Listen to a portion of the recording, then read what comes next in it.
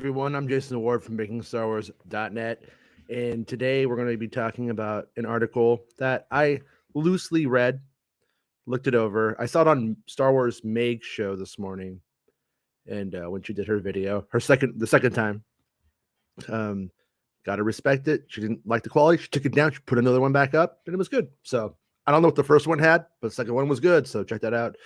But yeah. So it's this article over at haven't used this interface in a couple of days.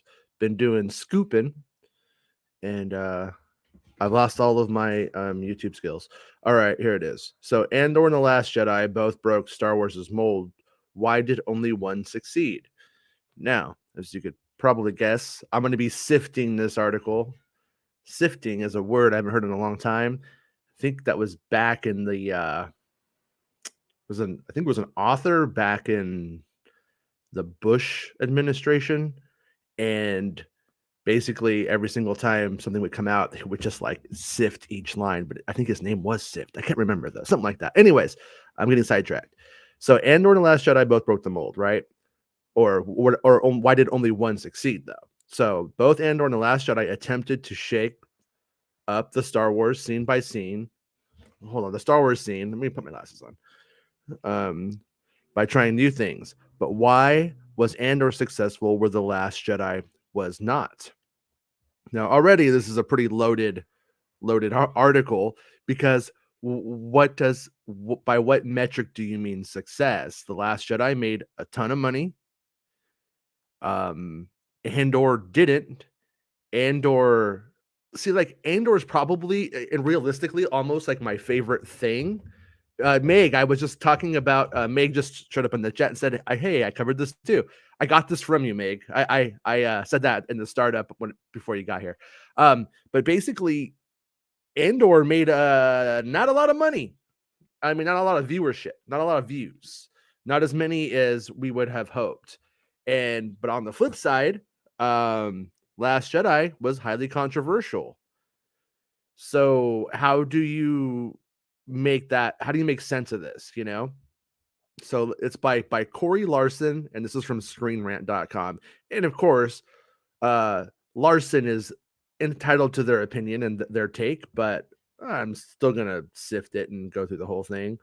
So both Andor and Star Wars: The Last Jedi had the difficult task of following up a successful Star Wars movie. So I'm guessing that they must mean Rogue One was the successful Star Wars movie that Andor follows, and not The Rise of Skywalker. I think that's what it's saying. And both took risk by changing the Star Wars mold, but only one truly succeeded. See, I'm not gonna. I already disagree with that right there. Fundamentally disagree with it, because it's like by whose metric?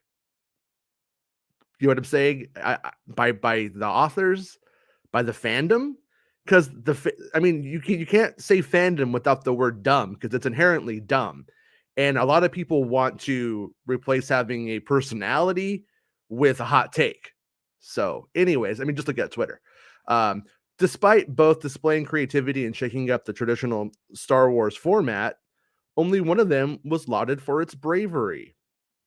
I don't know, man. I think killing Snoke in that one was super brave, and lauded though. Yeah, you're right. But at the same time, I think the fucking truth is nobody cared about Andor. So Andor could have literally had him being a manure salesman in space, and nobody was really going to complain about it. So while the other was hated for it. With The Last Jedi, fans looked to Rian Johnson to expand on the elements they loved about Star Wars: The Force Awakens, while also introducing something new to the Star Wars universe. And with Andor, fans looked for something akin to Rogue One, a Star Wars story that still provided a thrilling watch. Now, one thing that oftentimes happens that I think when evaluating the sequel trilogy, I'm going to guess this is going to go into not having a plan and that kind of jazz. Rian Johnson, by the time he was done with his script, 2/3 of the sequel trilogy was planned.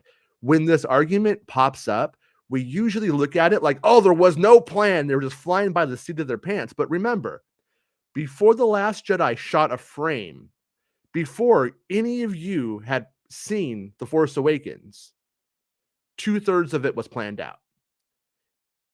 I think to an extent, it's a bit of vitriol there. It's a bit of I don't think it's a really good argument, is what I'm trying to say. Now, a lot of that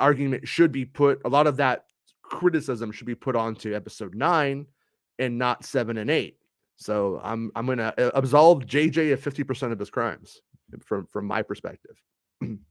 So, anyways, there is something to say about the different expectations for those two projects. Andor was meant to explain Cassian Andor's character and history leading up to Rogue One, which it did. But it is, in every aspect, a prequel. That's fair. Meanwhile, The Last Jedi was on the frontier of Star Wars, exploring the unexplored. Yeah, kinda. I know what they're saying there. As a sequel, it was forced to pave a new path for old and beloved characters. In both cases, they carried an enormous amount of pressure to succeed, but only one truly pulled it off. See, I disagree there. The reason that I disagree is because if you had given me Luke Skywalker from Mandalorian, I would call it a failure. If it was just Luke being like, hey, everybody, it's me, your space daddy. I'm here. Everything you ever wanted, everything you ever needed. But there's no reason for this movie to now exist because I'm back. I would have hated that movie. I personally feel that Rian Johnson did a brave thing. I think he made brave, creative choices that gave the story a reason to exist. And in fact, I would even kind of flip Andor on its ass there and say the same thing about that. Is I love Andor, but for Andor's sake, himself as a character, don't know if we actually needed that to exist. All of the true this needs to exist stuff has been on Mon Mothma's shoulders and Luthen, you know? Oh yeah, I'm gonna take a little detour really quickly. This morning it was announced at Star Wars Celebration that they will have Mikkelsen, Mads Mikkelsen's going to be there. Everyone's saying, oh, does this mean he's in Andor too? Which I think is a completely fair question to ask. But don't forget, Mads Mikkelsen is the main bad guy in Indiana Jones 5. Indiana Jones at the Dial of Destiny. Therefore, it doesn't have to mean shit. Now, do I think it would be really cool if we did see like Luthen hooking up Bodhi Rook with with Mads Mikkelsen's character? Yeah, I do think that would be cool, but I don't think it means that. And we have our monitors over at Pinewood right now, and I could say there hasn't been any signs of him there since Indiana Jones that I know of. So if it's going to happen, it hasn't happened yet. Could happen then though. Completely possible.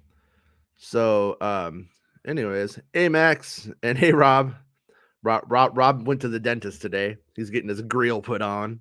He's gonna be like, I'm Rob, how's it going? I need a party. Making TikToks and shit. And hey Leia Rose, how's it going? Hello, Vitor. I'm not ignoring you. I'll try to get to the stuff. More useless discourse for clickbaits from this site. I mean Screen Rant probably, and not me, I assume. I hope. I had somebody call me clickbait the other day, and I was just like, man, I wish I was clickbaiting. How much more money I'd make if I was clickbaiting. But nonetheless, Vitor, interesting discussion to have and to look through on a slow news day. I'm not gonna lie to you, it's a slow news day. But anyways, they say only one truly pull it up. So they say Andor's timeline made it easier to change Star Wars. One reason why Andor was more well received than The Last Jedi is the fact it had more room to play with than the sequels did. Well, I mean, inherently, this argument's kind of set up like a T-ball already, right? Like it's kind of the baseball is right there on the tee for the toddler to hit, because The Last Jedi is literally a sequel. It's actually the 8th movie, but also a sequel to a previous movie that it has to follow up on, whereas Andor was free to explore and do whatever the fuck it wanted. So at first, this might sound like the opposite of what someone would expect, but Andor technically wasn't a direct sequel to any Star Wars show. On the other hand, The Last Jedi was a direct sequel. Fair enough. And Rian Johnson needed to make sure The Last Jedi didn't contradict The Force Awakens in any way. Right. And in fact, continued its story the very next moment, even. So while Andor was free to do whatever it wanted leading up to Rogue One, The Last Jedi was shackled to follow Abrams' film. Exactly. And when they originally had that moment, it was Ryan's idea. But when they originally had the moment where it would be the very next day, the hope was that 9 would be the very next day as well. And we wouldn't have to like really move the timeline forward to continue telling Star Wars stuff in this era. Like when you think of the original trilogy, imagine if the original trilogy was in fact over 3 days. Then when you want to do sequels to that stuff and content there, you're not like working around being like, oh, we can't run into Return of the Jedi here and stuff like that. Excuse me, I apologize for still got that COVID cough. Despite being sandwiched between two trilogies, Andor managed to set itself apart from the other Star Wars media by moving away from cameos. It really did. And I really, really respect it for that. I mean, truly, like at this point, a show like Andor gives us the opportunity to have cameos. If Luthen shows up in another show, you're all going to freak out. Be like, it's Luthen, man. And me too. But that gets taken away from us when it's like, here's the character of the week showing up. Meg points out Yularen was a fun cameo, and it was a super deep cut, and which I appreciate. Rob, what are you paying me for, you dumbass? You're on the show. Thank you. We need to do Clickbait Tuesdays. Also, number 4 all-time World War. Oh, fuck you, Rob. Force Awakens is going to take it back when it gets re-released. Never mind. That's not going to happen. Thank you, Rob.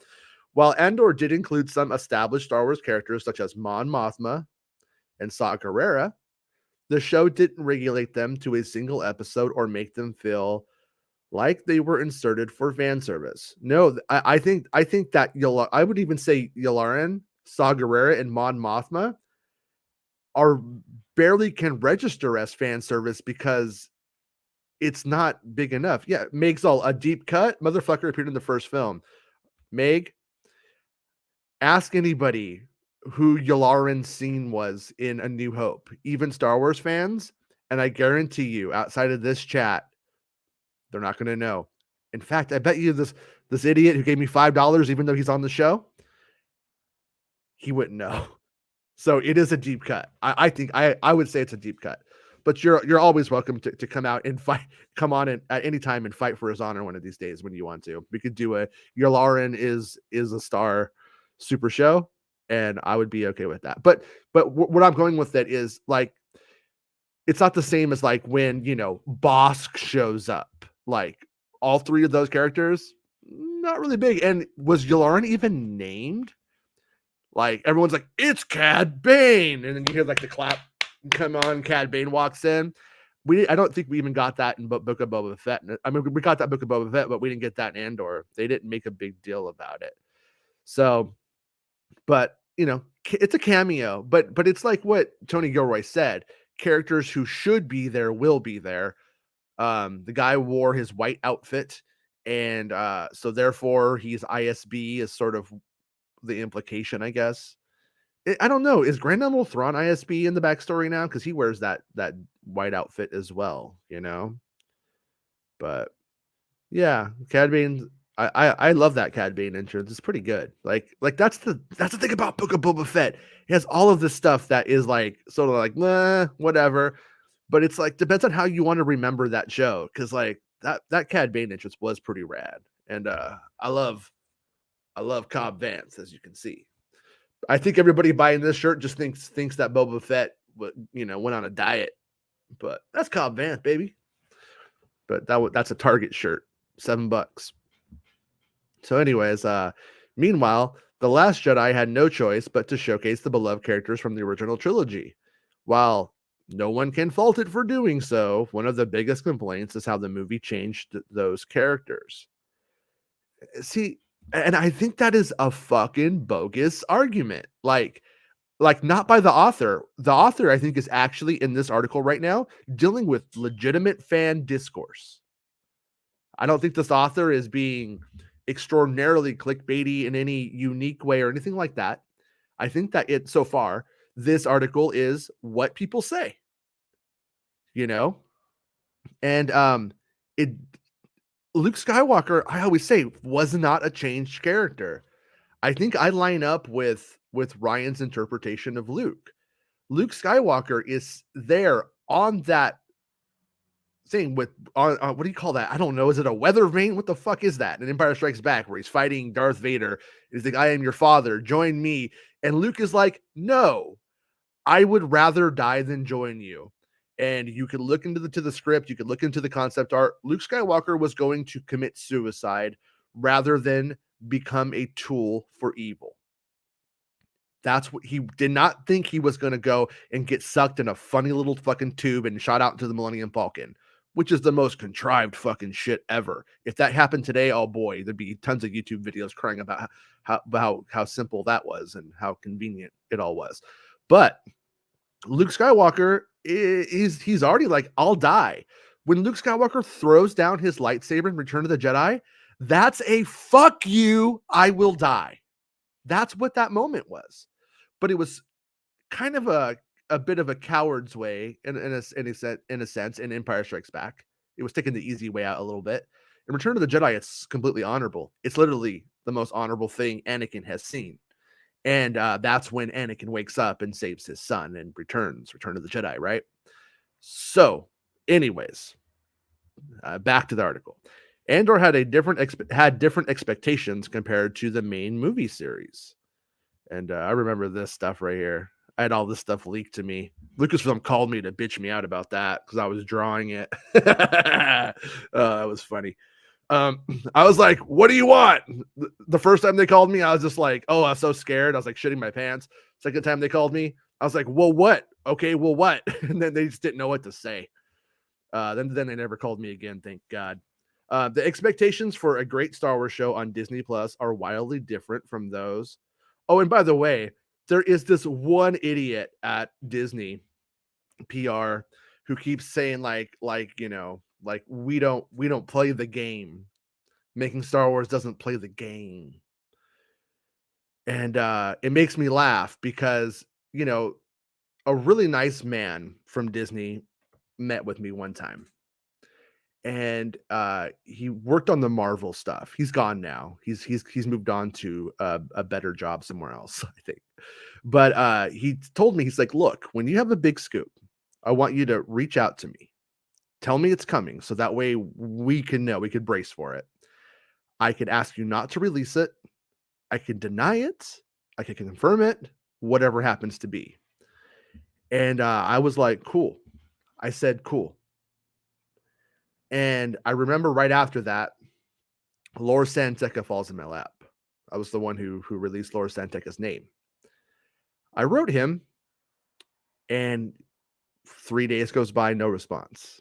Another 3 days go by. I'm like, look, I'm just going to put this out. If you're not going to respond to me, if I'm being ghosted, like, what is this? Another 3 days goes by. We're talking like day 9, I think now. And on day 9, he's like, look, I forwarded this to Lucasfilm and asked for the answer, and they're just not responding to me. So right there, we have the right hand denying the left hand, right? So I said, okay, cool. Thanks, man. Then I released Laura Santeca's name, after that. I was like, fine. You guys asked me to play a game that I said I would play. So Disney guy, I don't know if you guys still make transcripts of this show, but if you do, I tried to play the game with you. I tried to do you every honor, but you guys don't play the game. So fuck you. All right, fuck you in your opinion, and know what you're talking about next time. So, anyways, I heard this from like 3 people now, so that's why I know it's definitely a thing. Anyways, the expectations for a great Star Wars show on Disney Plus are wildly different from those for the next Star Wars movie in the main series. This I find to be an interesting like take. And I don't think it's wrong, but I think it also Star Wars fandom is so big, you can say anything you want almost with some of this shit. Because there's some people who will see the series and expect nothing from it. It's Star Wars TV, and there's some people who see a Star Wars series and expect it to be a Star Wars movie, hence Kenobi. If you're one of the people who are really freaking out about Kenobi and how it looks, you're expecting a Star Wars movie. But then Andor comes along and does look like a Star Wars movie. So what do you do with that? All right. So, anyways, for one thing, there is no box office or opening night to worry about on Disney Plus since everyone is watching from the comfort of their home. The stakes for Disney weren't as high with Andor as they were with The Last Jedi. And that is true. Like, Andor's a character nobody gave a shit about, whereas The Last Jedi it has Luke Skywalker and Leia, and Han Solo was just killed, and we have our three new main characters. I completely agree. Since people weren't taking the trek out to their local theater to watch Andor, if Andor had fallen below expectations, perhaps performing similar to the Book of Boba Fett, it would merely have meant less viewership on the app. That's true, and I think that's kind of what happened, isn't it? Is that sort of where we ended up? So, anyways, sorry, my son wants to come and hang out with me, so I said, yeah, he could come over and we could watch anime tonight. All right. So while Andor was able to exceed expectations since they were lower in the first place, The Last Jedi had the weight of the entire franchise on its shoulders back in 2017. And while The Last Jedi aged better than The Force Awakens, I think that's once again sort of just an opinion. You know, I don't know. I don't know about that one. I mean, I think The Last Jedi is a much better film, but I don't know. This whole idea of like, you know, dividing a house amongst itself is always a little bit funny to me. The hate for the eighth Star Wars film almost tore the community apart back when it was released. And like that right there is another interesting like angle for me, because what we have essentially, and thank you for becoming a channel member, rural fanboy, rural farm boy. I called you rural fanboy. Oops. Farmboy, Mr. Farmboy himself. Thank you for being a channel member. I appreciate it, dude. And anyone who's a channel member, I appreciate it. Anyways, when The Force Awakens was like released, you had a bunch of people who hated the Star Wars prequels. I hate Star Wars. It sucks under George Lucas. It's complete crap. Oh man, I'm glad it's not George Lucas. I'm back. That was the common discourse, or a common discourse. Then the other discourse was, I love the Clone Wars. What are you guys going to continue from there? And another one was, stop being assholes and making Star Wars fight itself. You know, this Coke or Pepsi paradigm, or you know, it's stupid. It's a stupid way of looking at it. Stop doing it. That's how I looked at it, you know. And I'll be honest with you guys. The way I feel, my deep feeling about this is the whole discourse that arose, they created on accident by doing that, by making these different groups, and by making these like different, like instead of trying to divide Star Wars amongst itself, it like literally created, not that they didn't exist, but it legitimized the fragmentation of different groups of fans. It said, oh yeah, like this is the kind of fan that you can be. It like legitimized it. So anyways, The Last Jedi challenged expectations by changing traditional Star Wars tropes.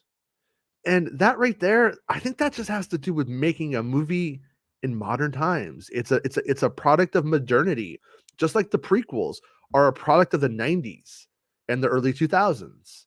Like you know what I mean? Like every Star Wars movie is a product of its day, whether they want it to be or not.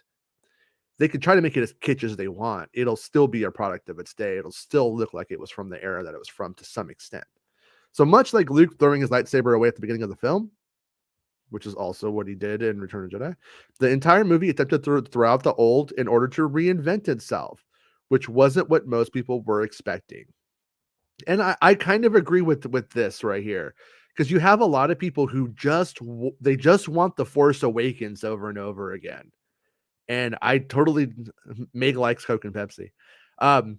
I completely don't want that. That's why I like Andor and I like The Last Jedi. To be honest with you, Andor and The Last Jedi, the why I'm covering this article, are the two best things they did besides Rogue One, I think. I mean that's like my take. And like Meg, I don't the online discourse doesn't really happen in real life. Like the Last Jedi stuff. The only people that it happens to are people that are into that that that political sphere online. Let's put it that way. So the Last Jedi couldn't avoid Luke and Leia. Look, there he is. I gotta be honest with you guys though too. I knew about this scene before it happened, so it wasn't like a shock to me. But I really don't think it's as fucking comical as people make it sound. I think if people watch the movie more than they talked about, I think hyperbole sets in. I think if you cover or you talk about Star Wars a lot, you actually need to watch the films to recontextualize what you're talking about, because sometimes it gets way more comical than it really was. Um, it's happened on this show where I've heard us talking about it and I've gone to watch it. I'm like, it's not really that extreme. So Andor was lauded for its refusal to include popular Star Wars characters in order to bolster its cast. But The Last Jedi didn't have this luxury. Being a sequel to The Force Awakens, the film needed to both show Luke and Leia as central heroes. Not only was it forced to show established Star Wars characters, but it needed to expand and deepen their stories. For Leia, this meant showcasing her using the Force in order to save herself from death. That's fine. That wasn't my favorite moment when it happened in that movie. The whole, Mary Poppins Leia moment. That's probably my least favorite moment from it. I've had moments where I watch the movie and I'm like, man, this really works. And then I'll watch it another time and it doesn't. It's like that sequence is from Back to the Future Part 3 for me. Every time I watch Back to the Future Part 3, I think that movie sucks. Then I watch it, I'm like, it's not as bad as I thought. Then I think it's good. Then I rewatch it, and then I'm like, that movie sucks. So, anyways, for Luke, it meant providing an explanation of why Luke had exiled himself to Octu, boxing Johnson in and forcing him to pen a character arc that viewers didn't respond well to. And once again, that viewers didn't respond well to. See that right there? That's a pocket fucking comment. That's a bunch of people who were writing tweets in their head instead of watching the movie, because that character that they all reject isn't the character by the end of the movie. It's called a character arc. Luke was beaten. He was defeated. By the end of it, he's fucking projecting himself across the galaxy, confronting the First Order in pacifist terms, just like Luke should have been doing the whole time. That's the Luke from Return of the Jedi, motherfucker.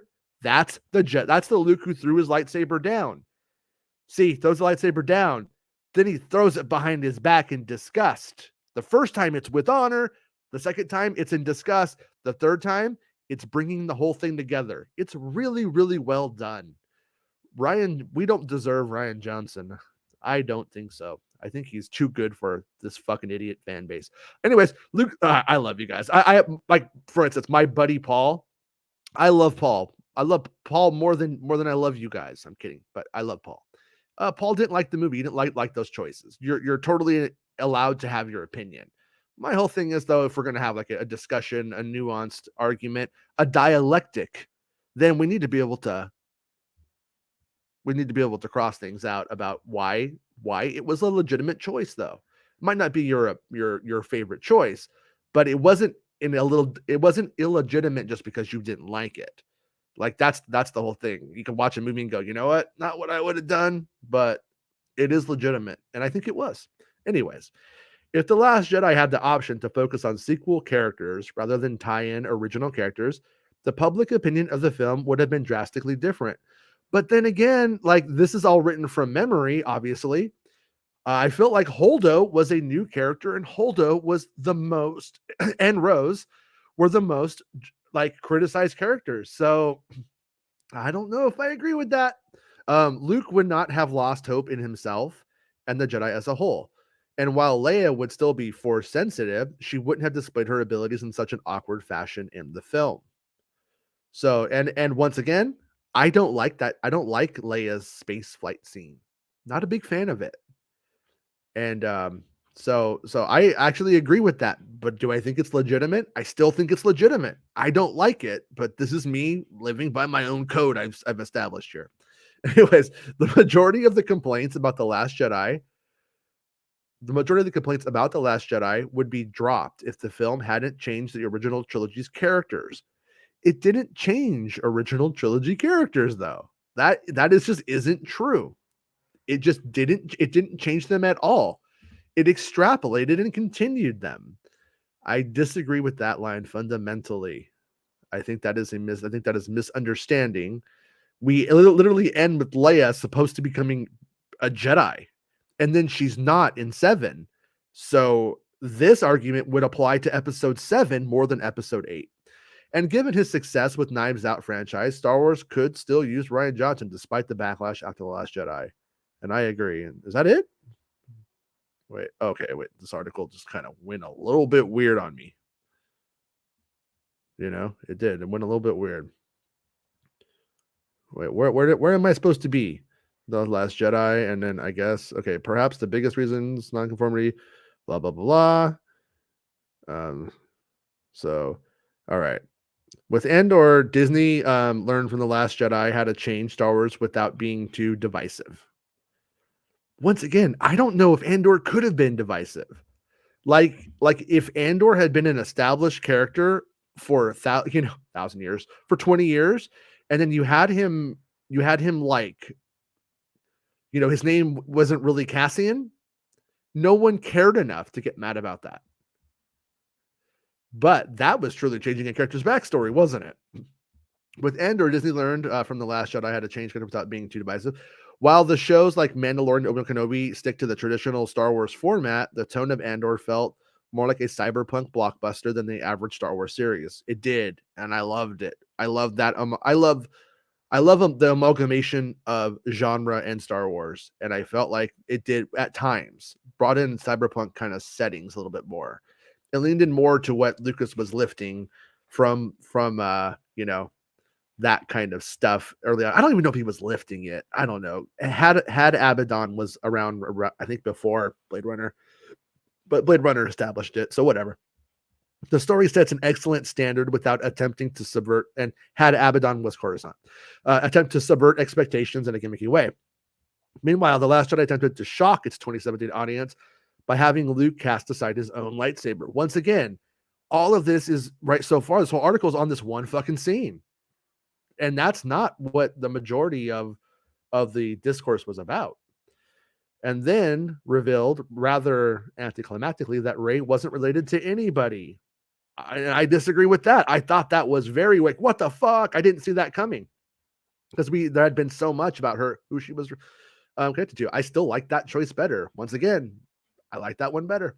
The Rise of Skywalker retconning this and turning her into a Palpatine and a Skywalker. Yeah, that's just JJ thinking he could fucking fool us all and have us cake and eat it too. I am okay with her with her saying I'm a Skywalker at the end. I'm okay with Finn doing that. I think Finn should too. Finn doesn't have a last name, still doesn't have one. And I think that would be fair. So a total of 4 Star Wars TV shows were released in 2022 alone. One of them being Andor. Several Star Wars movies and series also released before 2022. And it's safe to say Star Wars had found its footing with its new audience. Now that people are comfortable with the new Star Wars content, Disney can get away with trying new things in a galaxy far, far away to see what does and does not stick with its audience. The landscape had changed to the point where if Star Wars The Last Jedi were released today, it would likely have received the same kind of reception as Andor. So, yeah, I don't know about that one.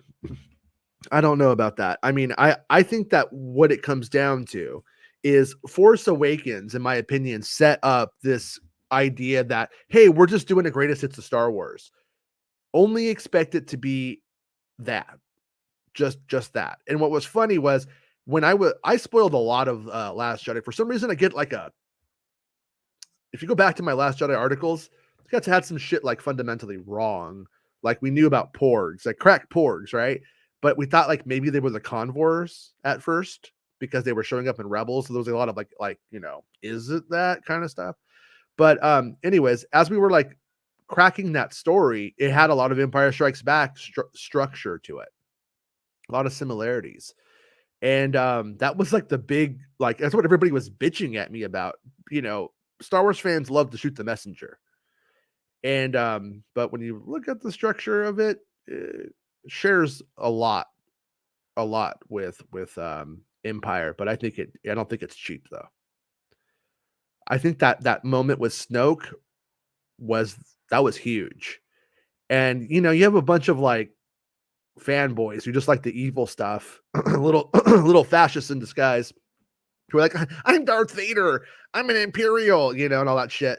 And they didn't like that because people were literally obsessed with Snoke. That wasn't Ryan's fault that JJ just played mystery box with no fucking answers to the stuff. If he didn't, so he was like, hey JJ, or hey Ryan, how about you spend all of your time in your movie figuring out my shit? Like, what?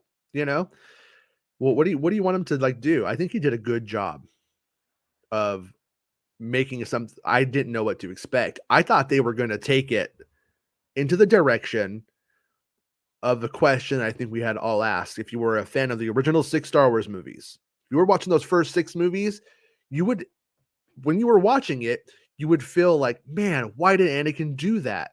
And then you have Obi-Wan fuck him up, take his arms and legs, and you think,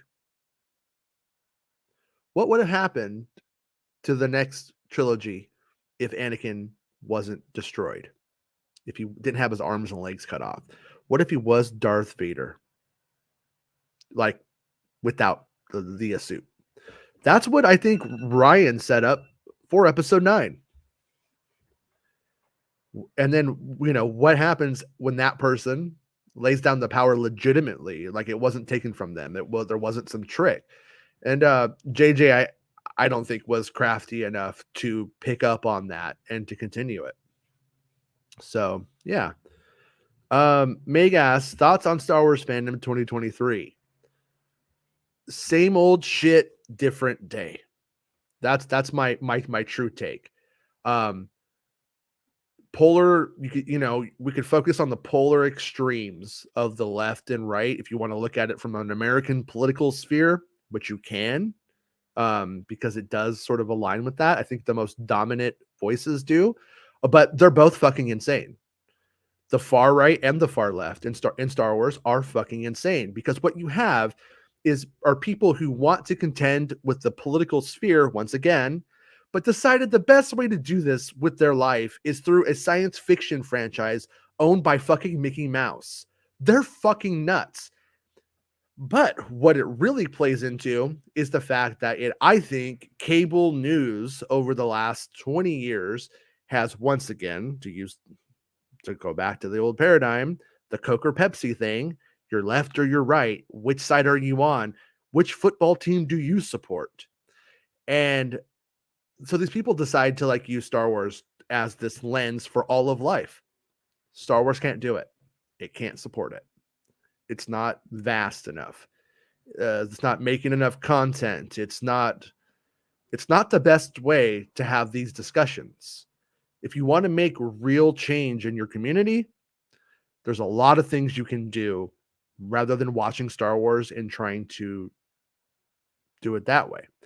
But what you actually had around 2017 was you do have a bunch of conservatives in the United States that are fighting a quote culture war. There's a really good article. I'll post it. I'll post this article. And it's about why do conservatives win elections? It's from a book, actually, but there's an article. I think there's an article of it. Why do conservatives win elections but lose the culture war constantly?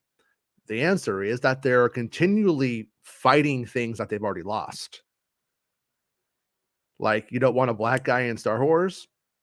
Already happened. So you just end up with this temper tantrum that never ends. There's nothing we can do about it. It's already happened. It's like, are they trying to make sure it doesn't happen again? whatever it happens, whatever that thing happens to be. That's not maybe the best example with Finn, but you can take it to wherever you want. But that's where we end up. So we end up with the people that want to fight a culture war, and they want to fight it through the paradigm of Star Wars. And I don't think it's the best idea for anybody. Um, I follow politics a lot. I would consider myself a very political person. So I'm not going to say like it doesn't come into play. You know what I mean? It does it when I'm talking about stuff, I'm as guilty of it as the next person. But I try not to make all of my shows about it, you know? And I also try not to like, Star Wars Santa as a Republican, right? And is Star Wars Santa inherently my enemy? No. No, that's some people's perspective. Uh, I'm a bit more patriotic than that, where I'm like, hey, we're all Americans, man. I do kind of look at it in that way, like we're all neighbors here, whether it's in country or the world or fandom. So probably like over the years have been like fucking contradicting myself in some way. If somebody wants to go back 10 years, I probably will. But that's how I feel today. That's how I feel right now. And I said his name, and there he is. He's telling you guys to like the show. And thank you for the super chat, mate. But when it so yeah, like the show because Star Wars Santa told you to. Rob's at the dentist today. He's getting his grill on. So yeah, it's like I also think that you can't really convert somebody to your political side or make somebody or have somebody hear you. You can't make somebody hear you. And like that's something that it took me, like I'm so stupid. It probably took me 20 years to figure out that you need to figure out if somebody's listening, if they can hear you. Because if somebody can't hear you, if it's literally impossible, then there's just no way to have a discussion. There's no way to have a dialectical discussion. You just can't. Where, I'll see your point, you'll see mine, and then at the end we end up at the truth. It just doesn't happen that way. Not with those people or in that way. So so the Star Wars fandom in 2023 though, this is nothing compared to what will happen when the films return. Like I was complimenting Meg the other day. I was like, Meg, you are so special. No, I was saying that. I was saying, Meg, you're a fucking rock star. Because Meg, she's had some serious fucking numbers. Like over the last 2 years, I guess, since she started her channel. Real serious numbers. And she did that during the television era. And I can tell you the television era of Star Wars is fucking sleepy compared to the films. I could just across the board. And, in terms of hits, in terms of just general grievances, no, general like interaction, engagement of these shows, like Mandalorian versus episode 9, fucking night and day. Episode 9 stories pay the fucking rent. Mandalorian stories, they take you to Red Lobster on a bad date, maybe. You know what I mean? And I'm friends with my contemporaries, and we share information and numbers and engagement. And we know exactly how this works, and that's where it's at. So, as bad or good as it is, it's going to be exponential when the next film series starts. Man, this new coffee I'm drinking, I'm a big fan of hazelnut coffee. It's giving me heartburn every show. I think I'm gonna have to stop drinking. I'm always like, but I drink my coffee black, so I think that might not be helping either. But anyways, when the films return, yeah. And then another thing before we go, there's this thing about Daisy Ridley. A lot of the fakers are out there going, "Yep, Daisy Ridley's back."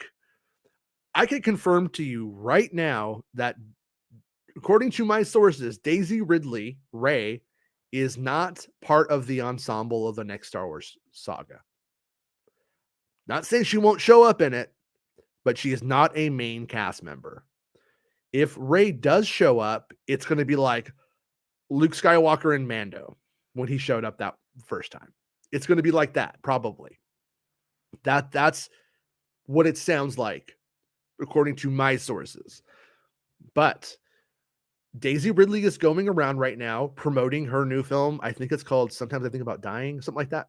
And her next film that I think her husband is directing, her new husband, new to us anyways, they've probably been married for a while, but her new husband, as far as we know, that was confirmed in Rolling Stone like a week ago. Exactly. So when you're promoting your Star Wars movie, when you're promoting your indie movie, you mention Star Wars and then it gets it mentioned everywhere. Daisy Ridley, while promoting her new film, blah, blah, blah, blah, mentioned Star Wars. That's called free advertisement. That's called using your past and using that big machine to benefit you today. Now, there was a tweet that went out from an Hollywood Reporter writer, I think, and I'm betting you it's going to turn out that Hollywood Reporter article or author who tweeted that picture of Rey out was probably talking about a forthcoming interview with Daisy about her next film. I bet you that's what's going to happen. I don't know that for certain, but I bet that's what it is. And now on this matter, I would love to be wrong. It would be really rad if we get to Celebration and they're like, Rey's back, everybody. And could that happen? I very well think it could. If you think back to when Lucasfilm has never confirmed or admitted that a Lindelof Star Wars movie is coming. That hasn't happened. In fact, the last thing they confirmed was that Taika Waititi's movie was next, which could still happen, but that's not what's going to happen. I don't think that's what's going to happen either. Well, where we end up is Lindelof's movie is next, and that was leaked to the trades, and the bullet points that we got in the trades sound exactly 100% just like a press release, which makes me believe Lucasfilm told the trades themselves. And you could see how they gave one thing to Hollywood Reporter, then the next couple of days, Variety gets it, and then it was something like that. I don't remember the exact order, but they each got it. And then when you got down to like one of the other trades who didn't get any of the Star Wars stuff, they got the Indiana Jones show. I believe that was Lucasfilm leaking to the trades on purpose. I think that was a controlled leak. I don't know. Is it even a fucking leak when they do it? But when you look at it, when they talked about sequel trilogy characters, that was like a little star could have sequel trilogy characters to make you excited. It wasn't because it was necessarily going to happen. It just meant that the opportunities were there. So, like, we could have these all new, imagine a movie with all these all new characters dealing with this threat on this world or whatever, this big fight. And then at the very end, you think all is lost. Remember in Attack of the Clones when Yoda shows up with the clones, dropships come in? Imagine that, but it's a dropship with Rey, Finn, and Poe. But Poe was flying it, and Rey and Finn jumped down with lightsabers. Oh shit, he's a Jedi now. But was that the point of the movie? No. Is that what they were selling us was the possibility? Yes. That's what they were selling us. I think that's the best perspective to look to observe this. And Star Wars Mix says, did Obey Chinoy kind of confirm it? I don't know. If you come across that, send it to me on our Discord chat or whatever. Because I didn't see that. I didn't see any of that like dancing around it, but I would love to see it. And I believe that rumor is 100% true. The reason is that a source of mine mentioned something about her to me one time after all of this came out. That was my confirmation that story was also true. So, yeah. Dan the Man says, I used to not like the sequels, but the current comics by Charles Soule is enchanting the sequels, just like the Clone Wars did the prequels. Hey, I'm glad that it's working for you that well. That's great. I mean, and that's something to always remember is if something doesn't work in Star Wars, there's ways of fixing it. There's ways of sprucing it up. And you could already see like that last book, the one with Luke and Anakin and stuff. I think it makes episode 9 a better movie. Doesn't solve it for me. It doesn't, doesn't make it a good movie, but it helps it sit better with me. I mean, Star Wars Make says Star Wars was asked, she was asked about Star Wars, and she said in the process of something. We'll find the link for you. Thanks. Yeah, I didn't see that, but that's good. I mean, it's nice that we're that close to having it confirmed. I mean, at this point, we're on January 30th. We're about to enter month 2 in month 4 of Star Wars Celebration. So a month and a half isn't really that long to shut the fuck up, and wait for Celebration.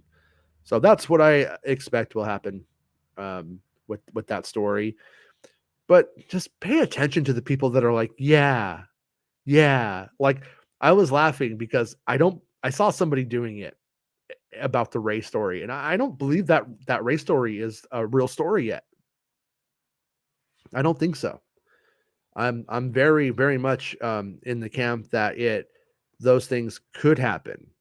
I do think Rey will be back. I think it's just hedging bets. It's like what psychics do, where they make they go on like a Twitter account and they'll make like all these predictions, and then they'll delete all of the ones that didn't pan out and leave the ones that are real, and then let it be discovered. And like, oh my God, this person predicted pandemic. This person predicted Biden would win. This person predicted Trump would win, whatever it happens to be. Like, it's a fucking game. And a lot of these people say both things all the time. So that way they can say, I always said, and then defer to that. So Star Wars Santa says, I'm doing work stuff.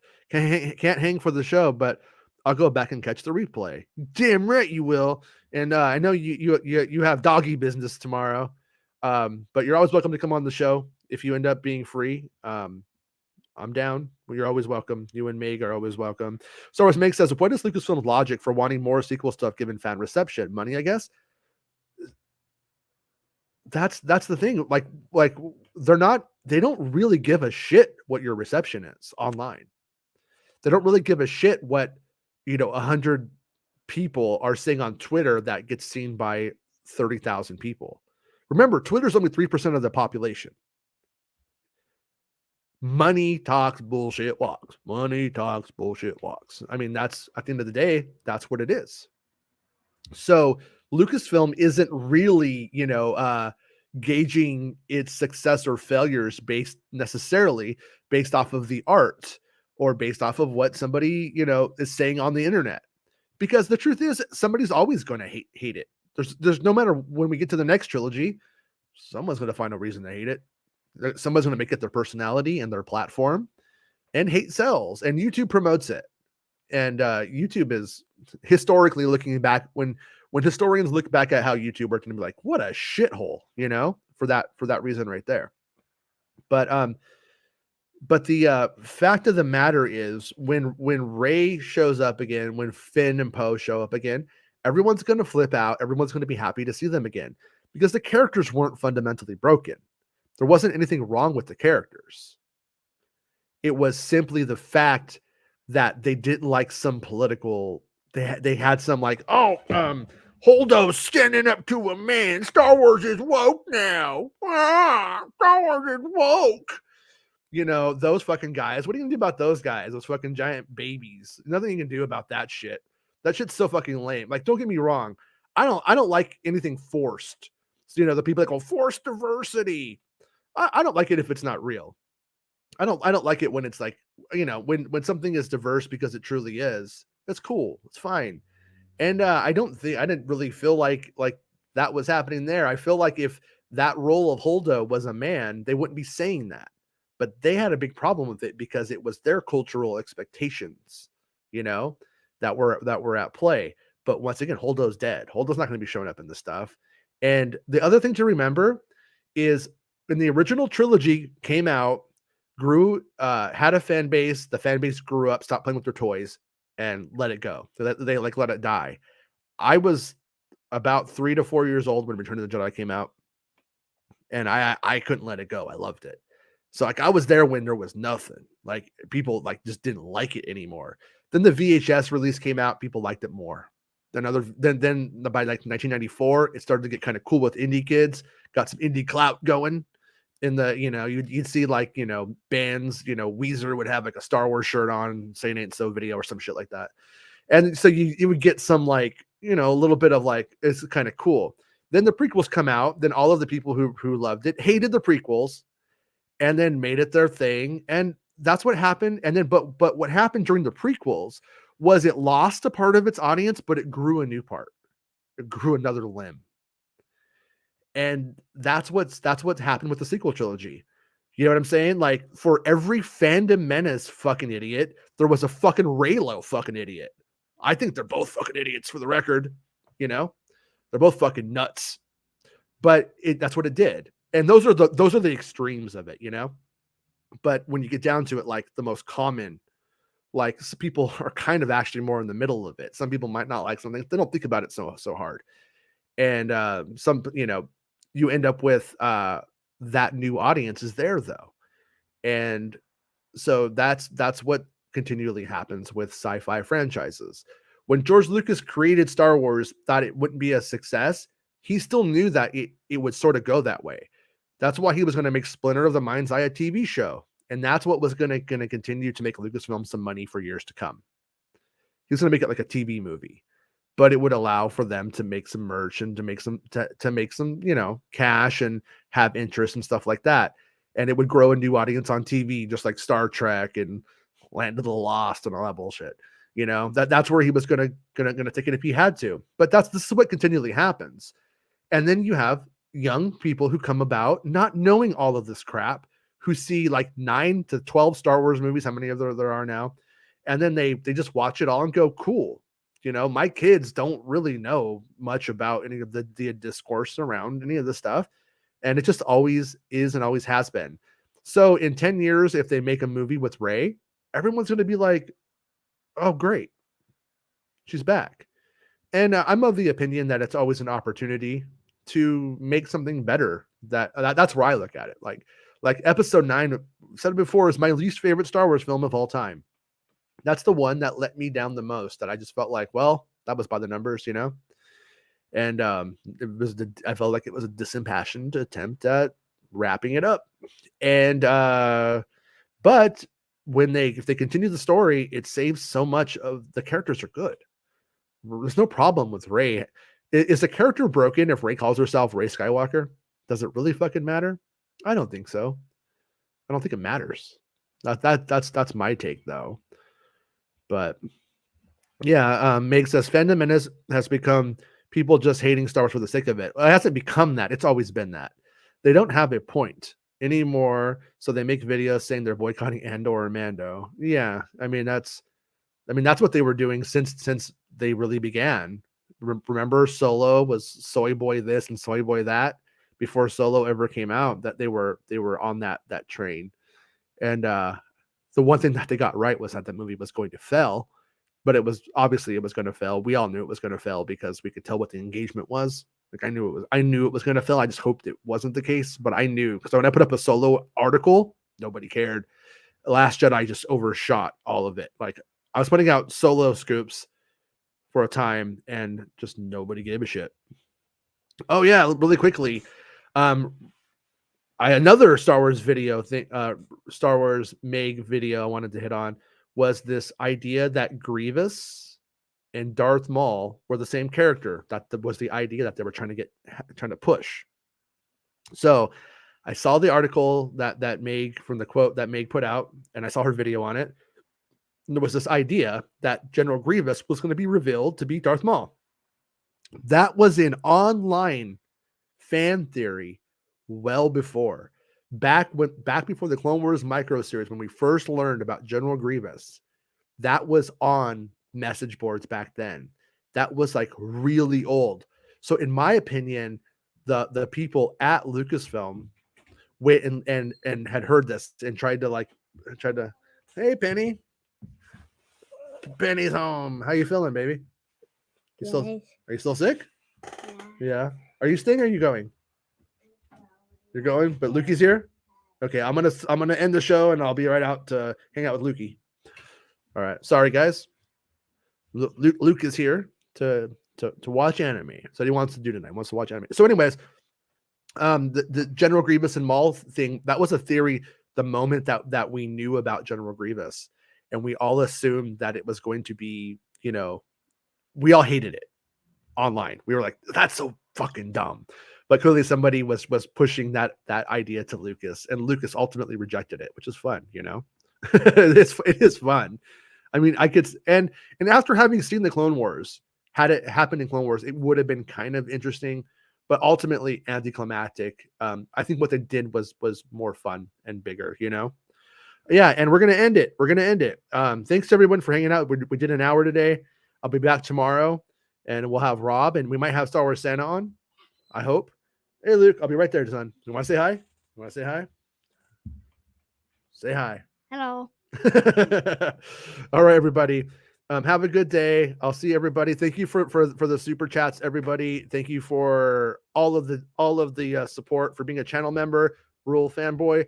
Thank you for becoming one. Rule Farmboy. I'm still gonna call you Rule Fanboy. I don't know why my brain is going there today, but we are fanboys, so it's okay.